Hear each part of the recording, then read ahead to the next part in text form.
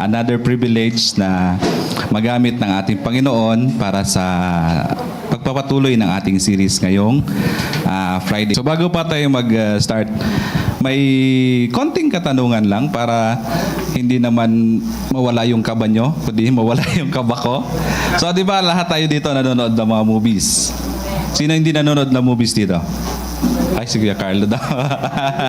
Sino po yung nakakaalam nito? Hindi po ito yung ating topic, ha? So, alin po dito yung naunang pinalabas? Ito yung John Wick. Di ba? Ito, tama nga si nanay. Ito, October, ito June. Pero pag tinignan natin yung story, alin po yung nauna? Yun, yung ballerina. Kasi, di ba, doon kinuha siya sa story ni John Wick. Hindi po ito yung ating topic, ha? Baka ito yung matandaan natin. So, ito naman po. Sa mga batang, dyan, 90s. Sino alin po dyan yung nauna?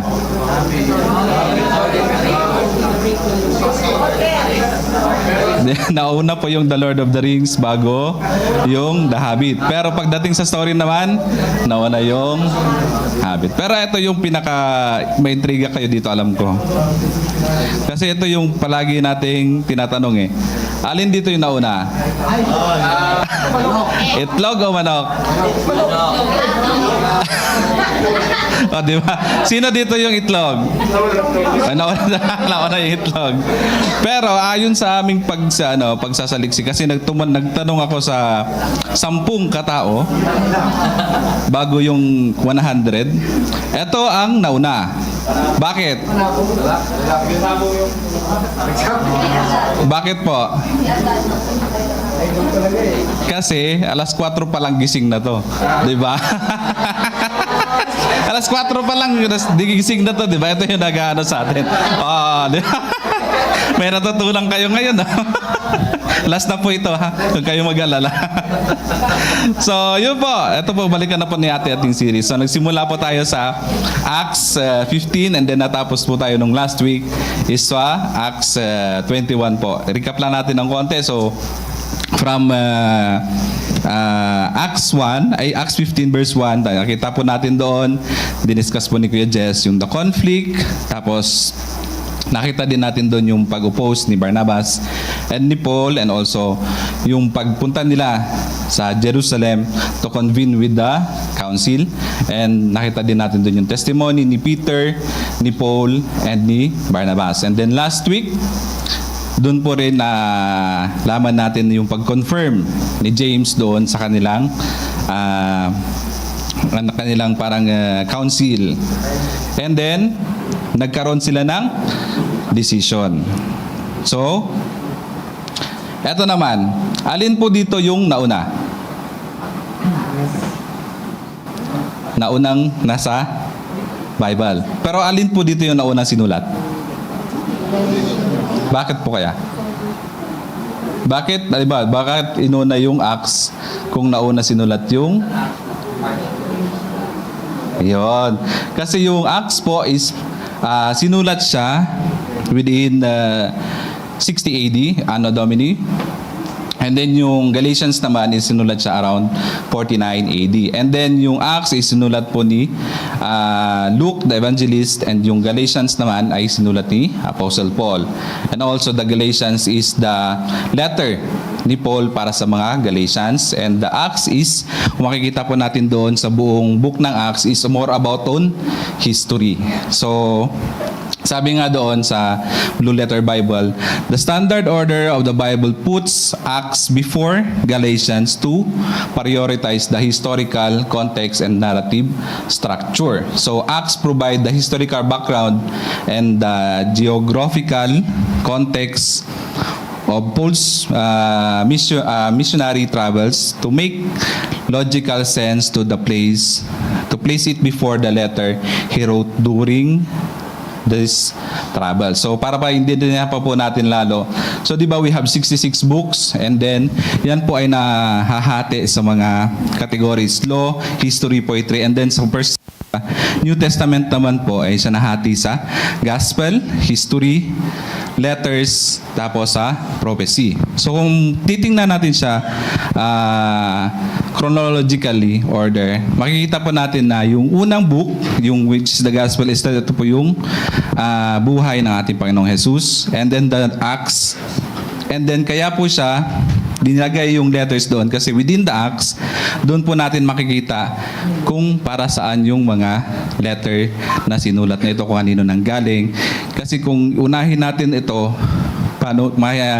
mas mahirap siya intindihin. So mas maganda, mas ano talaga yung ano ng Holy Spirit sa atin na unahin yung parang history tapos and then ilatag doon yung mga sinulat ni Apostle Paul.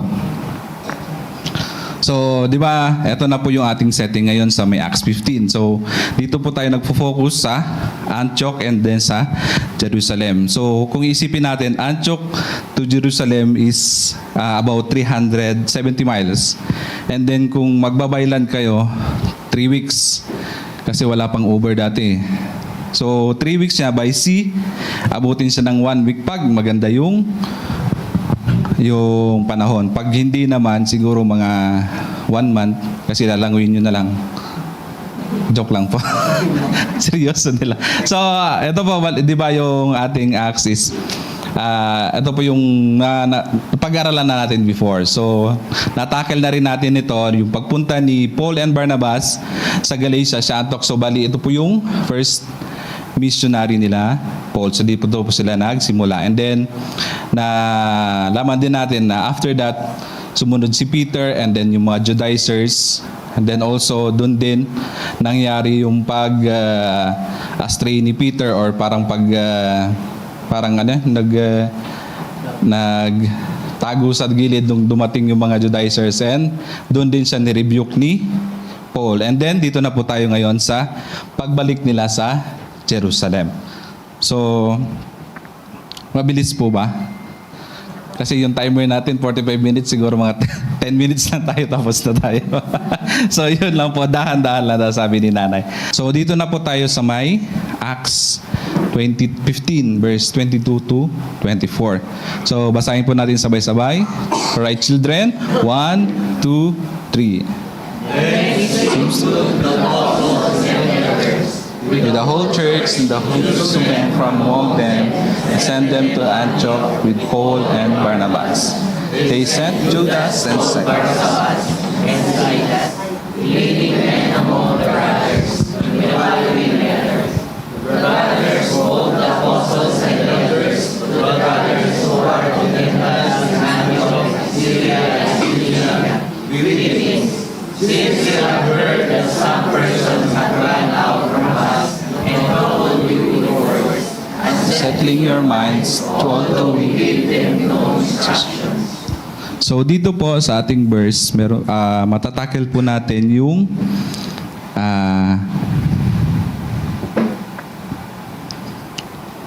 ang action nila doon sa naging problema. Yun, their action to the problem. So sa dito po, meron po tayong makikita na tatlong part po na makikita natin doon. So sa kanilang ginawang action. So yung una po, yung naging decision ng council in the Jerusalem, and then yung pag-send nila kay Barnabas and Paul with the two other, which is si Judas and si Silas. And then yung letter na sinend nila sa ating mga brothers na Gentiles doon sa may Antioch. So yung una po nating part, sabi nga dito, then it seems good to the apostle and the elders with the whole church to choose men from among them and send them to Antioch with Paul and Barnabas. They sent Judas, called Barsabbas, and Silas, leading among the brothers. So sabi, 'di ba, sa may unang part, 'di ba, sinabi din ni Jess nung before ito mangyari, nagkaroon sila ng matinding debate 'di ba nagkaroon sila ng matinding debate, may yung mga katuruan ng Judaizers, tapos yung katuruan na tinuro ni Paul and Barnabas para nagkaroon ng clash. Sino po yung nakakita dito sa atin, 'di ba? Pag pumunta tayo ng yung sa may Maynila, sa may Jose Rizal, sa may monumento, Luneta. 'Di ba? Makikita natin doon may mga grupo na nagdedebate. Minsan yung Muslim and then yung Christian. 'Di ba? Sino po nakakita doon? 'Di ba pag tiningnan natin 'yon, hindi siya yung parang usapan lang. Makita mo doon minsan yung parang tensyonado talaga siya. 'Di ba? So sabi nga dito, in a culture of a fierce theological debate, yung naging silence na narinig natin doon sa may verse 12, yata yan, na nagtahimik sila, it was a miracle. Baga parang hindi mo kasi basta-basta mapapatahimik yung mga tao na didebate kung ano yung paninindigan nila. Pero nung nag-stand si Peter, bigla silang natahimik lahat. So it showed that they stopped defending their preferences and started tracking with God. So they listened, they agree, and they accepted God's works. They listen among the Gentiles. So kung ano yung sinabi doon ni Peter and then ni Paul and ni Barnabas, alam nilang totoo, and alam din natin na this is not human compromise. It was a demonstration of unity under the absolute guidance of the Holy Spirit. Gaya po nangyari doon din sa Pentecost, nung nagpipreach si Peter. 'Di ba doon yung nagpipreach si Peter, yung multitude of men, magkakaibang lahi, magkakaibang lengguwahe, hindi sila pare-pareho ng salita, pero nagkakaintindihan sila because of the Holy Spirit. Kasi 'di ba yung mga dumaan doon na mga parang mga strangers or yung mga passerby, ang sinabi pa nga ay para silang mga lasing na hindi naman nila maintindihan yung kanilang mga sinasabi. Iba yung salita ni Peter, iba din yung mga lengguwahe ng mga nakikinig, pero lahat sila nakikinig doon at lahat sila naiintindihan yon. So same din po yung nangyari dito sa may kanilang pagpupulong sa may Jerusalem, na the Holy Spirit nagpaintindi sa kanila kasi they all become silent. Sabi nga dito, without the Holy Spirit, Christian discipleship would be inconceivable or even impossible. There can be no life without life giver, no understanding without the Holy Spirit of truth, no fellowship without the unity of the Holy Spirit, no Christian likeness of character apart from His fruit, no effective witness without His power, as a body without breath is a corpse, and also the church without the Spirit is dead. So, tayo po dito, alam natin na iisa lang yung Holy Spirit na ating tinanggap nung we believe and we are, na tayo ay saved.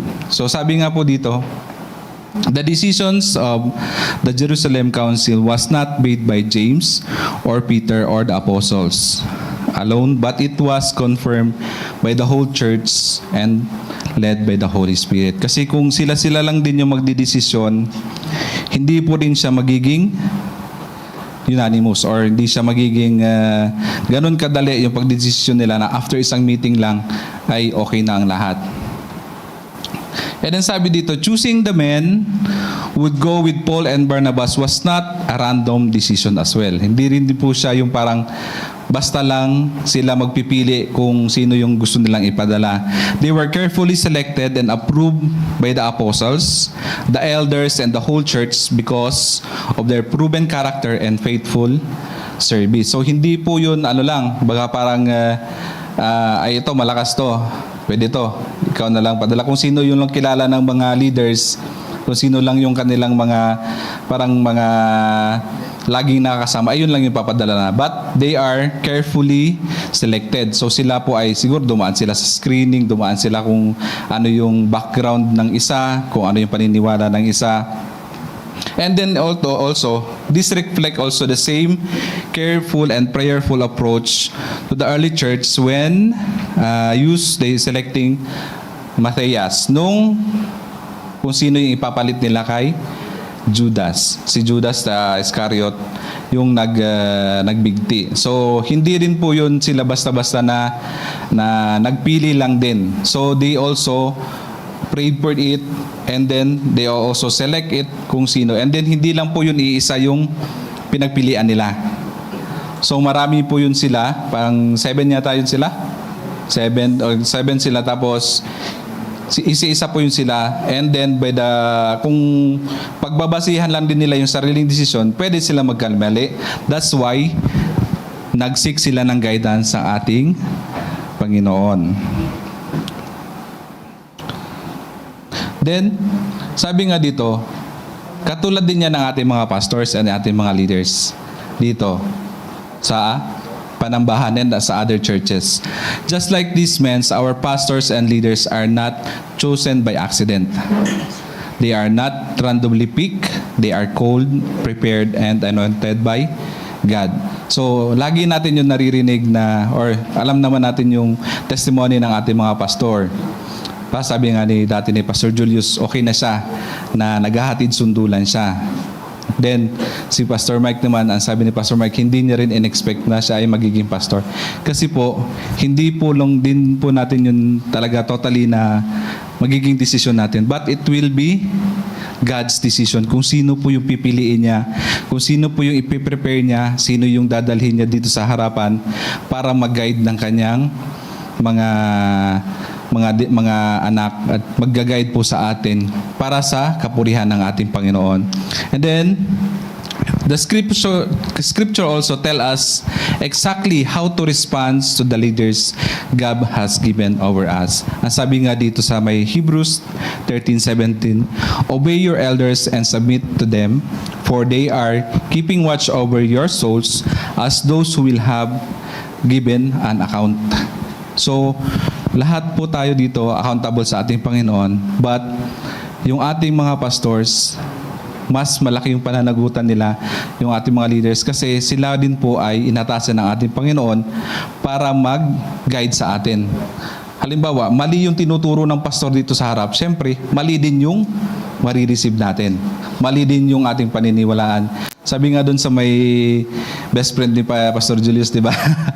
Kung kahit gaano ka man kasinsir sa iyong pinapaniwalaan, kung mali yung iyong pinapaniwalaan, ay ikaw ay sincerely rin na mali.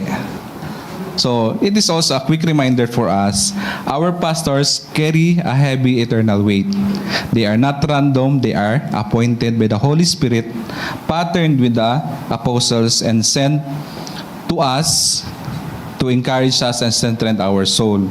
So, let us be the church that hold up their hands in prayer. So, sino po dito sa atin yung nag-pray para sa ating mga pastor? Taas po ng kamay. Wala nagtaas. So. Wala nag-pray. So, yun po. Even po sa ating mga simple prayer, daily prayer natin, lagi po nating isama yung ating mga pastor. Kasi kung tayo po na mga members ng church may problema rin, sila din po mayroong problema. And then, minsan, nadadagdagan pa natin yung problema nila kasi yung problema natin, pinapasa natin sa kanila. So kung tayo po as a church, dapat din po natin ipag-pray sila kasi they are also having their own battles within them. And then, minsan, akala natin strong sila. Pero, deep inside, nagkakaroon din sila ng weakness. And then, ito po yung ating maitutulong lang sa kanila. Pwede natin silang libre sa kape. Pwede natin silang dalhin sa kung saan-saan. Pero ito po yung the best na maitutulong natin sa kanila, yung isama natin sila lagi sa ating mga prayers. Amen po? Amen. So, yun po, sabi dito, they sent Judas called Barnabas and Silas. So konting ano lang po ng background ni Judas and ni Silas. So Judas called Barsabas means the son of Sabbath or the son of the father or the leader.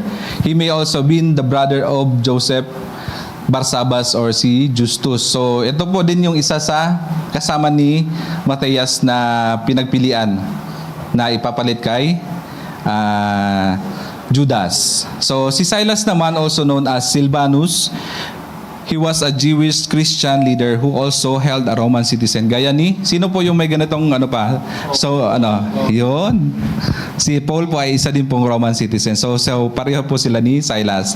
So kaya dito, mababasa natin dito sa may Acts, yung tawag sa kanya is si Silas, which is yung kanyang Aramaic na pangalan. And kung mababasa naman natin dito sa may letters ni Paul and ni Peter, ang tawag sa kanya ay Silvanus. Yun po yung kanyang Roman name.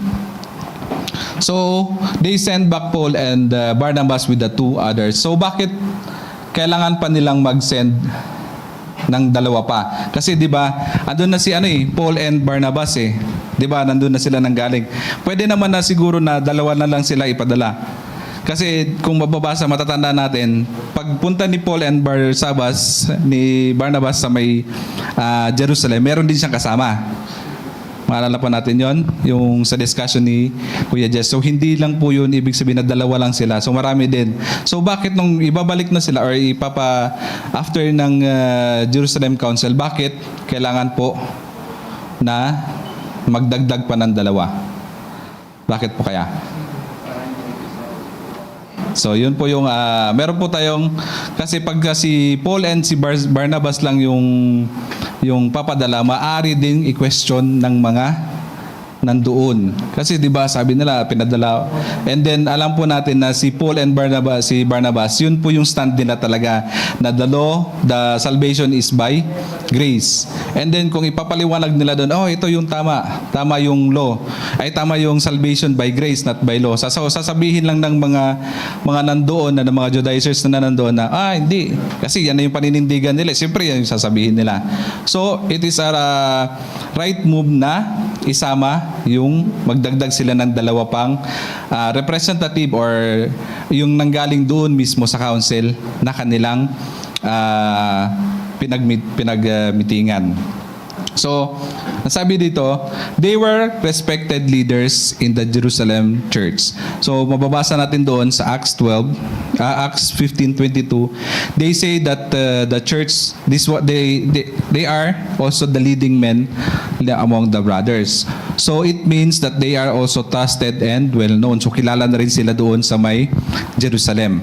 And then, their presence give credibility also sa letter na dadalhin nila. Kasi kung hindi kilala yung magdadala ng letter, parang hindi na rin din napapansinin. Or kung si Paul and si Barnabas lang, and then yung kasama nila ay hindi, parang passerby lang, or yung mga ordinaryong mananampalataya lang din doon sa Jerusalem, parang hindi rin bibigyan ng pansin ng mga Judaizers na nandoon, or yung mga Gentiles doon na parang confused. And then, they were also eyewitness with the Jerusalem Council. So, Judas and Silas had participated in the discussion, and they knew exactly what had been decided. They could answer questions and prevent anyone from twisting the council's decision.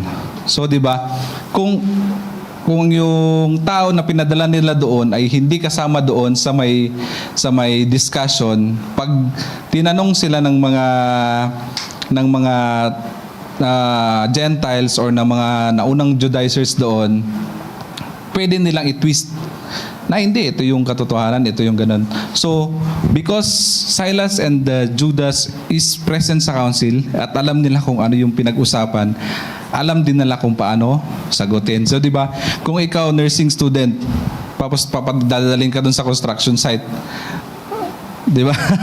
Tapos tatanungin ka, ano yung safety nito? So, hindi natin masasagot. So, same din po yun na pinadala doon sila kasi alam nila kung ano yung nangyari, kung ano yung sasabihin. At hindi rin po sila madadala ng iba. And then they also represented the Jerusalem church. So alam naman natin yung mga pumunta din is galing din sa Jerusalem. They are the Judaizers na galing din sa Jerusalem. So the controversy had originated with the people claiming to came from Jerusalem. Then by sending the official representative, the apostles and the elders made it clear that the false teachers had not been sent by them. Judas and Silas are representative that the true position of the Jerusalem church. So yun po yung punto din nila na because ang mga nauna doon, yung mga nagpa-spread ng katuruan na the salvation is by law, dininay po yun ng the Jerusalem church na sa kanila nanggaling. So, eto po si Silas and si Barnabas, yun yung pinadala nila at sinabi nila, oh, eto yung mga representative namin. Eto yung pinadala namin. So, eto yung tama, eto yung totoo. So, instead na makipagdebate lang sila doon na parang randomly, nagpadala sila mismo ng galing doon sa may Jerusalem church. And then sabi din dito, they are also the leading men among the brothers. So their presence assured that the Gentile believers that this was not just Paul's and Barnabas' opinion. So isa din po yun sa punto kung bakit nagdagdag or pinadala nila si Barnabas and si Judas and si Silas. It was the united decision of the apostles, elders, and the whole church under the guidance of the Holy Spirit. Kasi alam po natin na hindi po basta-basta magpapadala ng kung sino-sino lang, kung hindi po yung desisyon ng ating whole church and also with the guidance of the Holy Spirit. Then, sa next po natin, sa verse 23, doon na po nagsimula yung letter na pinadala nila. So, dear the brothers and the both apostles and the elders to the brothers who are Gentiles in Antioch, Syria, and so greetings yun po. Sabi dito, di ba? Although the letter was addressed to the Gentile brothers because sila po yung pinaka-apektado doon.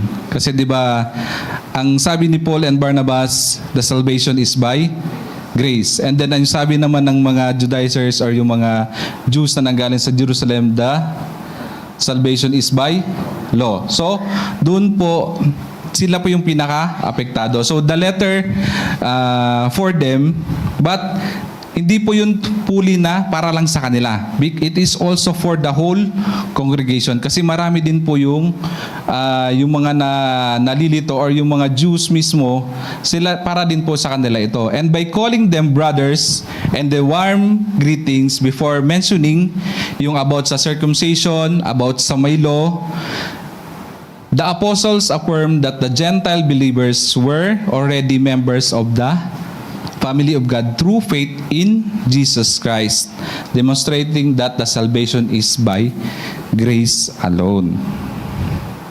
So the letter po is, this letter serves three important purposes then.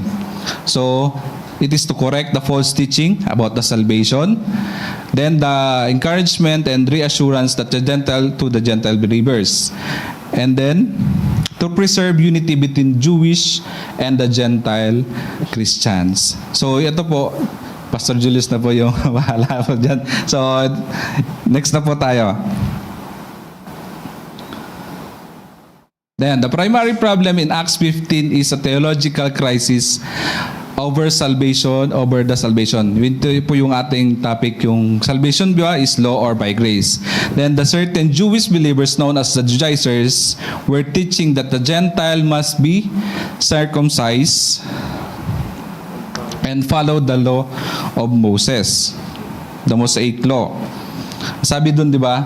Unless you are circumcised according to the custom of Moses, you cannot be saved. So yun po. Di ba nakakita natin doon, nung pagdating ni Peter, saka naman sumunod yung mga Judaizers. And then kahit si Peter po ay natakot sa kanila. So ibig sabihin, yung mga Judaizers na yon is kilala din silang mga tao. Prominenteng mga tao din sila, or parang sa everyday na nakikita sila din sa Jerusalem, or sila din po ay mga higher official, and then related, siguro yung iba related din talaga sa church, because even Peter, he was afraid kung nakita nila yung mga Judaizers po na iyon. So sino ba itong mga Judaizers? So the Judaizers are also Jews. Sila din po ay mga Hudyo. And then yung mga Hudyo, they are practicing the Judaism, which is yung paniniwala po sa may first 5 books ng ating which is the Torah. They believe that they are God's chosen people with a responsibility to observe the commandments, which is the law of Moses. Pero yung mga Judaizers, they are also Christian from the Jerusalem. They are called the Jewish Christian. Pero they are imposing that Judaism as the way or the entrance into Christianity. Parang sinasabi nila na hindi ka magiging Kristiyano kung hindi ka muna magiging Hudyo or magiging Jew. Or parang hindi ka pwedeng masave. Dapat sundin mo muna to. And then yung parang ano ba? Pupunta ka sa isang lugar. Hindi ka pwedeng makakarating doon kung hindi ka muna dadaan sa isang specific na daanan. So ganun po yung kanilang ini-impose. And then they believe that all Christians, including the Gentiles, had to follow the Mosaic law, including circumcision and strict dietary rules to be saved. So Christians is also, masasabi natin, they are also believing in Jesus Christ before. Because yun din po, naituro din po yun sa kanila. Pero hindi po lahat ng Jews are Judaizers. So alam po natin, may mga Hudyo na talagang firmly naniniwala sa ating Panginoon, and they also believe na nasave sila because of the grace ng ating Panginoon. So sa verse 24 po, mababasa natin, since we are here that some persons have gone out from us and troubled you with words and selecting your minds, although we have given them no instructions. So this means that the men came from the Jerusalem are also maybe associated. Yun nga yung sinabi natin, parang associated din sila sa church, kasi di ba kahit si Peter na na siya, parang leader na siya na nag-preach or nag-spread ng gospel. Pero nung nakita nila tong mga Judaizers na to, nagkaroon din siya ng parang kaba, ng fear na doon nga, nirebuke nga siya doon ni Paul na, di ba sinasabi mo na ganito, pero paano mo sasabihin sa mga sa mga Gentiles na eto dapat, pero ikaw mismo hindi mo sinusunod, or parang ikaw mismo takot ka na panindigan ito. So it means that the Judaizers are also prominent people from Jerusalem.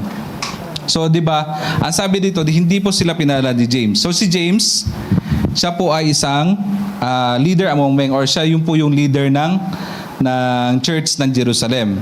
Pero hindi po siya yung head ng church. Sino po yung head ng church? Sino po yung pinaka-head ng church? Yun po, yung Holy Spirit o yung ating Panginoon. So, ibig sabihin, kung yung mga taong ito, yung mga person na ito, hindi nanggaling sa ating Panginoon, if they are not from God, they are from whom? Sino yung nag-send sa kanila? Yun. It was the enemy. And then, yung enemy ay nag-send ng mga false teachers, which is hanggang sa ngayon ay nangyayari pa rin. Marami pa rin yung mga ginagamit na to ng ating kalaban para tayo ay linlangin, tayo ay alisin sa kung ano yung meron, yung tamang paniniwala, tamang katuruan. And then ito yung mga tao nito, maraganda sila parang sila yung napakaganda nila magsalita. Baga, mabulaklak yung dila. Iba pala yung matabil yung dila. So mabulaklak yung dila. So baga parang napaka-encouraging nila pakinggan, parang kung hindi ikaw mismo yung rooted sa may katuruan, maniniwala ka kasi isipin mo, totoo Parang parang teledrama sila pag nagpi-preach. So sa una pa lang, this letter begins with addressing the false teachers that have entered the Antioch. So doon pa lang, in-address na yon ng mga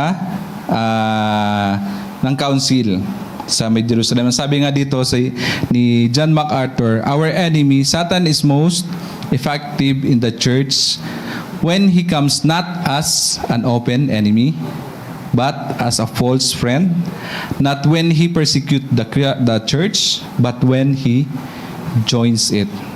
Not when he attacks the pulpit, but when he stands on it. Yun po yung isa sa pinaka matindi nating kalaban. Kasi kung hindi po tayo magsasaliksik sa katuruan sa ating Bible, makikinig lang tayo, pwede po tayong malinlang. Pwede po tayong ma-sway ng kalaban. Kasi ang kalaban natin, hindi po siya katulad ng ating Panginoon na powerful, omniscient. Hindi po niya alam kung ano yung nasa isip natin. Pero lahat ng tactics alam niya.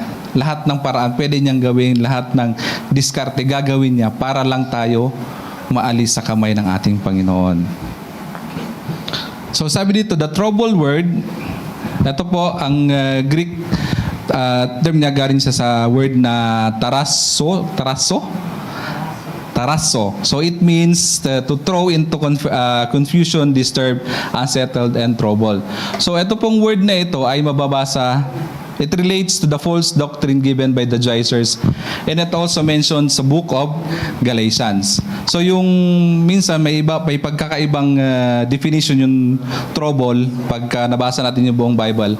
Pero dito po, ang meaning po ng trouble dyan is yung i-unsettle or parang i-disturb.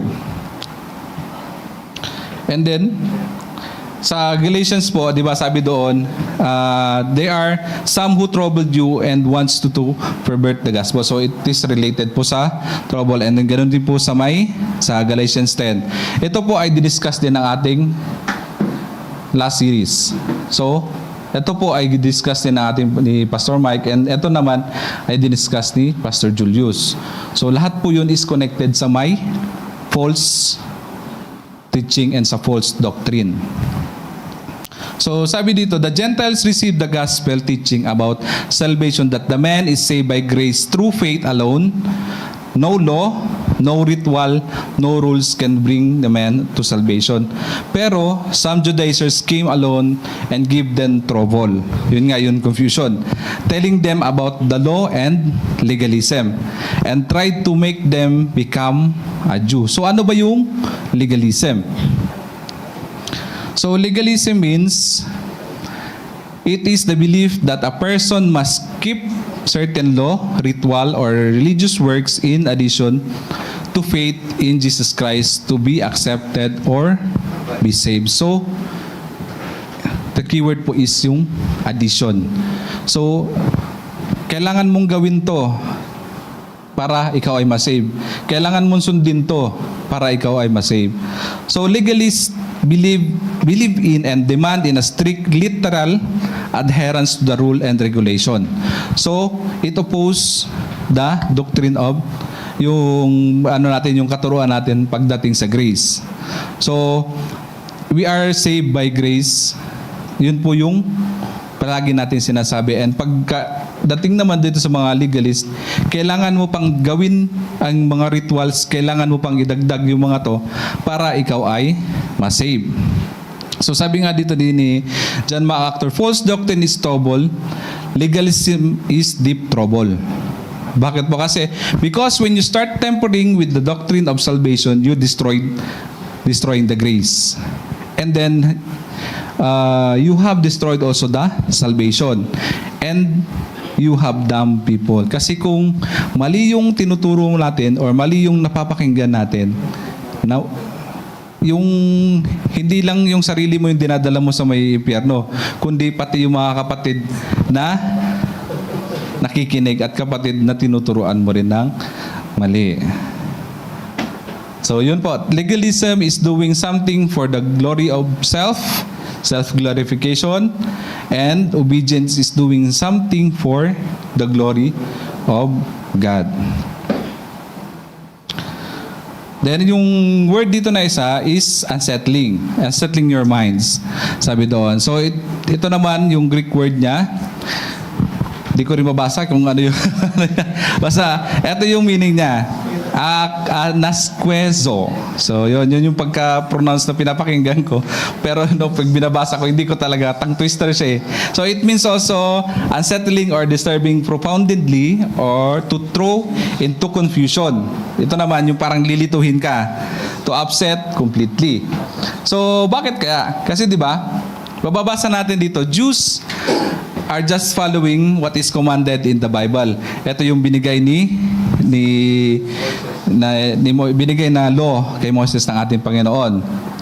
So ibig sabihin, God give all the law to the Old Testament dito na Moses, tama? Tama po, di ba? And then ibig sabihin doon, yung Jews or yung mga Judaizers naniniwala din sa ating Panginoon. So ibig ba sabihin noon that God on the Old Testament prescribe legalism or kailangan niyang parang tag doon, pinupush niya na dapat gawin mo to? Yun ba yung tinuturo doon?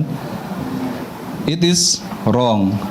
Kasi po, mababasa natin dito na in Old Testament, the prophets emphasize that God requires a devoted heart and faithful obedience.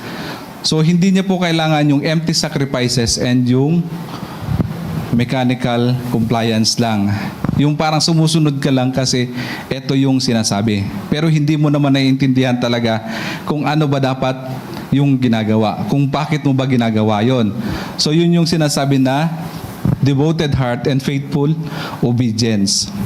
So mababasa po natin yan sa Hosea 6, and then ito po yung isa sa pinaka-main verse niya na sa Isaiah 1:11 to 14, yung detestable religious. Ang sabi niya dito, the multitude of your sacrifice, what are they to me? So yun po yung sabi ng ating Panginoon. So hindi niya po kailangan yon.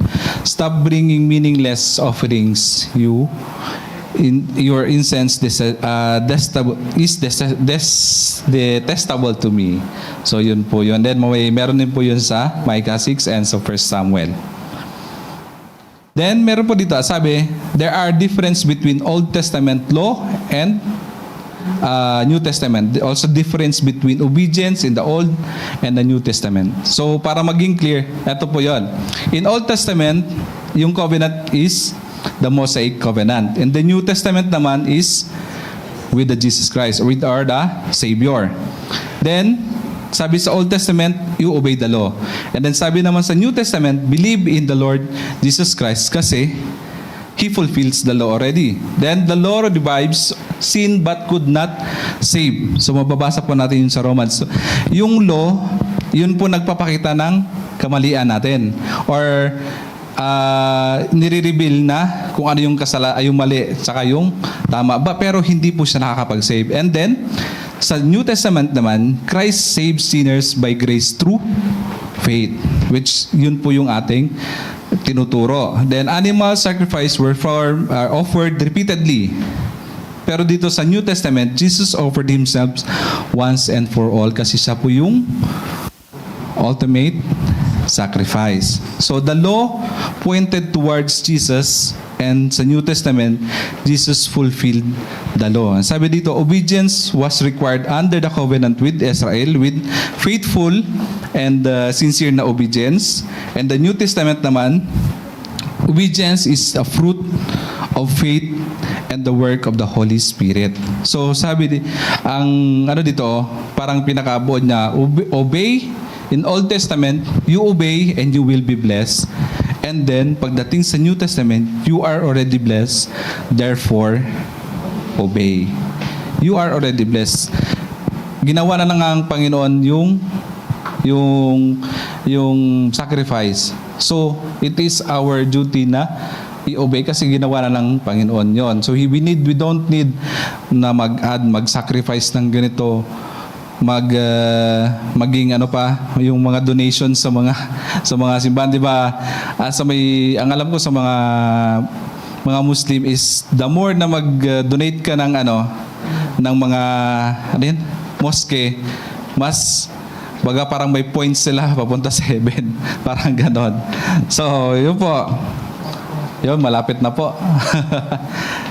So, sabi nga dito, Jesus said, I did not came to abolish the law or the prophets, but to fulfill them. Mababasa po natin yun sa Matthew 5 verse 17. And Christ fulfilled the law for us, so salvation is by grace through faith in Him, not by keeping the law. Kasi kahit sinusunod natin yung alam niyo yun, kung sa Old Testament 613 na law, so sino kaya makaka-perfect nun? 'Di ba? Sa 10 pa nga lang sablay na tayo. Paano ba kaya yung 613 na 'yon? So, yan po. Since the time of Exodus until today, Satan has continually opposed God's plan of salvation. So, yun yung lagi natin na sinasabi. His strategy did not change. Instead of attacking from outside alone, he also worked from within by introducing false teacher who distorted the gospel. So, sa ngayon, alam na po natin yun na marami na rin talaga yung mga lumalabas or yung mga katuruan na clearly na nag-disobey sa katuruan ng ating Panginoon. And then dinadagdagan pa ng mga santo na kailangan mo mag-pray dito kasi ito, si santong ito ay nakakapagpagaling. Kailangan mo ito, kung gusto mo magkaanak, kailangan mo sumayaw doon sa may ubando. So, hindi na po sila nagpipray directly sa ating Panginoon, kundi doon na sila And then, these are the people na ginagamit niya para tayo po ay iwalay. Then, ito yung mga sa Philippines and also sa international. So, yan po lang yung ibang mga examples na nakikita natin. Even today, di ba, nasa conclusion na tayo? Nasobrahan yung pindot ko. So, sabi dito, even today, Satan continues to work through deception. His goal is to distract people from sufficiency of Christ by adding human traditions, religion, rituals, or good works as requirements for salvation. So, marami po yung mga katuruan ngayon na hindi po tama, which is yung about sa prosperity gospel din, na kailangan mo kung gusto mo yumaman, sundin mo to. Hindi na po yun yung nagsisimba ka because you are grateful sa ating Panginoon, kundi nagsisimba ka para makareceive ka ng blessing. Nagsisimba ka para ikaw ay yumaman. Nagsisimba ka para ikaw ay pagalingin. Pero pag after nun, wala na. Next na ulit pagka wala na ulit pera, or next na ulit pagka nagkasakit na ulit. So, yun yan. Yung sabi nga, di ba, yung discuss din nating pastor, na they are teaching na grace plus merit, faith plus works. Lahat yun may plus. Lahat yun kailangan mo gawin to para ikaw ay masave. Instead of lahat yun ay ginawa na ng ating Panginoon. Lahat yun ay baga parang fully paid na yung ating kasalanan. So, instead na magdagdag pa para ma-save ka, we believe sa ating Panginoon. Kasi kung yung salvation natin is nagigain natin, may tendency tayo na tayo ay malaki. Ay, nasave ako kasi ginawa ko to. Ay, nasave, ay kasi may sinunod ko ito. Which is hindi po yun yung tamang katuruan. Which, yun nga yung sinabi dun sabi din sa Bible na hindi tayo pwedeng magbuhos kung ano yung meron tayo. So sabi dito that true biblical unity is achieved when a submissive church and God-appointed leaders stand together to protect the purity of the gospel. As a given, God has given us faithful pastors and leaders to teach and shepherd His people, but, basahin po natin to, but every believer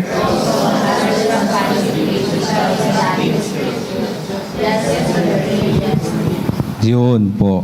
Hindi lang po tayo pwedeng umasa kung ano yung tinuturo ng ating mga pastor. Hindi lang po tayo pwedeng maniwala agad kung ano yung narinig natin sa may internet na maganda. We have a responsibility na mag-study. We have the responsibility na kailangan nating isik or aralin pa kung totoo ba to, tama ba ito, nararapat ba ito or hindi. Because sabi nga to, let us stand firm in a true gospel, reject every false teaching, and continually test everything by the word of God.